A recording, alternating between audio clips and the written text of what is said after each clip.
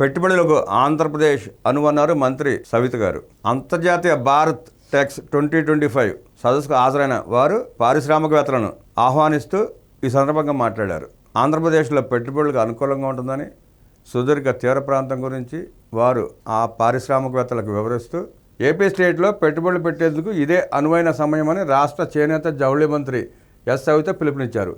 Textiles విభాగంలో పెట్టుబడులను ఆకర్షించేందుకు ముఖ్యమంత్రి చంద్రబాబు సారథ్యంలోని కూటమి ప్రభుత్వం సరికొత్త ఫ్రెండ్లీ టెక్స్టైల్ పాలసీలను తీసుకొచ్చినట్టు వివరించారు. చేనేత రంగ అభివృద్ధి లక్ష్యంగా పెట్టుబడుల ఆకర్షణకు ప్రభుత్వం అనువైన వాతావరణం కల్పించిందని, ఈ సమయాన్ని సద్వినియోగం చేసుకోవాలని దేశ విదేశీ పెట్టుబడిదారులకు మంత్రి సవిత విజ్ఞప్తి చేశారు.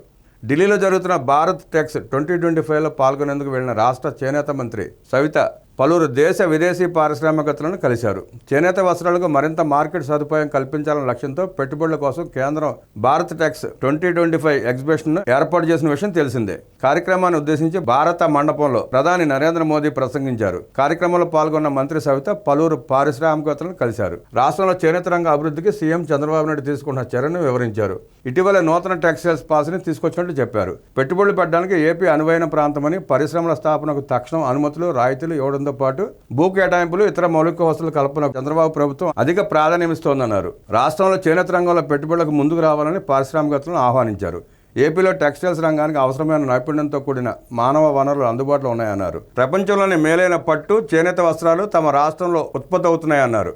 చేనేత వస్త్రాల ఉత్పత్తులకు మార్కెటింగ్ సదుపాయం కల్పనలో భాగంగా రాష్ట్రంతో పాటు దేశంలోని పలు నగరాల్లో చేనేత ఎగ్జిబిషన్లు, ఎక్స్పోలు నిర్వహిస్తున్నట్టు చెప్పారు. నేతలకు ఆర్థిక భరోసా కల్పిస్తూ వారికి 365 రోజులు పని కల్పించే లక్ష్యంతో టెక్స్టైల్స్ పార్కులు, వీవర్శాలను ఏర్పాటు చేస్తున్నామన్నారు.